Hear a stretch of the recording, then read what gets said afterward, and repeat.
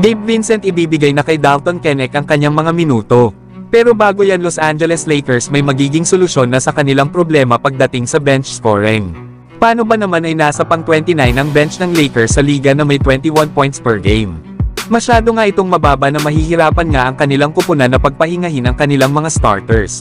Bagamat ginawa ng Lakers na off-the-bench player itong si D'Lo, samantalang unti-unti namang nakukuha na ni Dalton Knecht ang kanyang rhythm, ay kulang nga ito kung ang dalawang players lang ang aasahan ng Lakers sa scoring sa kanilang bench unit. Kaya naman may dalawang trade idea na maaaring gawin itong si Rob Pelinka para mapalakas ang second unit ng Lakers. Una na nga ay maaari silang makipag-trade dito sa Washington Wizards para kay Corey Kispert. Nakailangan nga ditong ibigay ng Lakers sila Jalen Hood, Shifino Jackson Hayes at ang 2025 second round pick ng Lakers. Solid nga ang trade idea na ito para sa Lakers mga idol. Dahil itong si Corey Kispert ay isang 6'7" forward na kilala nga ito bilang isang sharpshooter.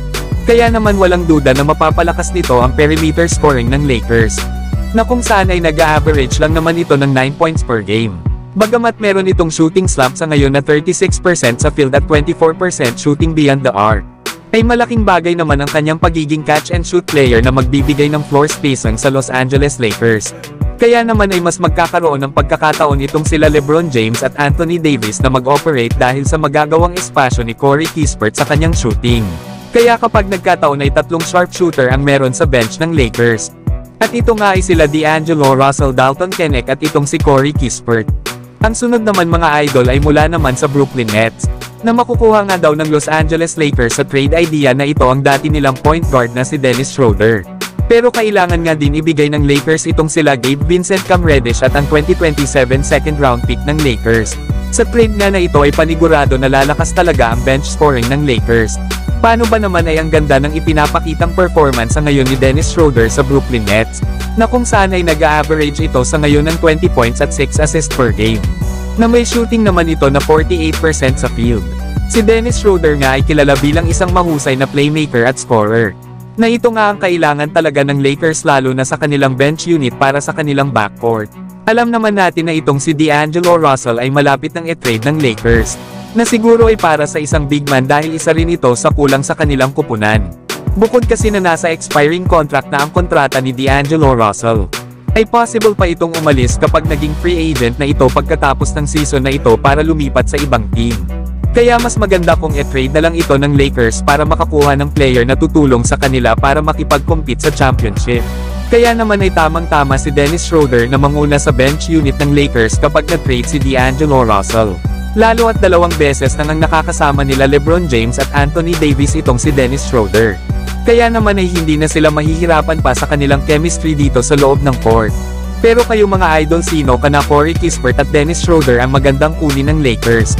Samantalang bad news naman ito kay Gabe Vincent. Possible na kasi na ibigay na sa kanilang rookie na si Dalton Knecht ang kanyang mga minuto. Paano ba naman ay nag-e-struggle ito sa kanyang opensa, na kung saan ay may average lang ito na almost 3 points per game. Nasimula nga kasi sa naging laban nila sa Detroit Pistons ay 13 points pa lang ang kanyang nagagawa. At kahapon naman laban sa Memphis Grizzlies ay 0 nga ito sa lahat ng stats sa loob ng court, na naglaro nga lang ito ng 13 minutes of playing time, na kung ibibigay na nga lang kasi ng Lakers ang mga minuto ni Gabe Vincent dito kay Dalton Knecht, ay mas malaki ang chance ng Lakers na manalo, na kung saan ay isa ito sa mga nagpanalo sa Lakers bukod kay LeBron James kahapon. Gumawa lang kasi si Dalton Knecht ng 19 points, 2 rebounds at 3 assists. Perfect 5 out of 5 nga ito beyond the arc. Mas maganda kasi kung nasa loob ng court itong rookie ng Lakers na si Dalton Knecht, dahil kapag wala kasi ito sa loob ng court ay nalalamangan ng Lakers ng 5 points per 100 possession. At kapag nasa loob naman ito ng court ay nakakalamang naman ang Lakers ng 5 points per 100 possession.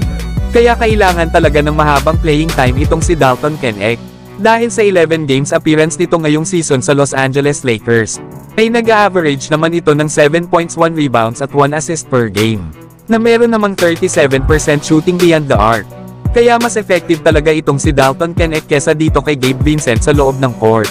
Dahil ang nasabing veterano ay meron lang 12% na usage rate sa 11 games niya ngayong season, na kung babalikan nga ang unang 4 na season ni Gabe Vincent sa Miami Heat ay hindi ito bumababa sa 17% na usage rate sa isang regular season.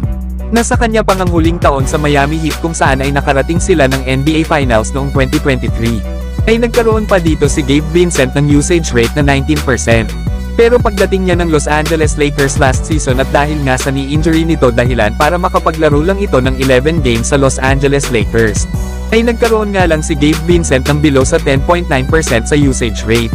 At dahil na nga rin ito sa kanyang injuries. Pero ngayong season nga sana ay inaasahan sana ito ng Lakers na isa sa mga player nila na gagawa sa kanilang opensa. Pero nag-e-struggle nga dito si Gabe Vincent. Isa na nga din sa dahilan dito ay ang pabago-bago na head coach ng Lakers. Si Gabe Vincent kasi mga idol noong naglalaro pa ito sa Miami Heat. Ay kilala nga ito sa kanyang opensa especially na sa kanyang mga outside shooting. Nagbibigay nga ito ng floor spacing sa kanyang mga kasama at mahusay rin magbigay ng screen at gumawa pa ng cut papuntang basket. Sa ngayon kasi ay bibihira ni Gabe Vincent mahawakan ang bola kaya bihira lang din itong makatira. Mas nagpo-focus nga kasi ito sa ngayon sa kanyang depensa. Kalimitan kasi si Gabe Vincent ay nakapwesto lang sa may corner sa 3-point area.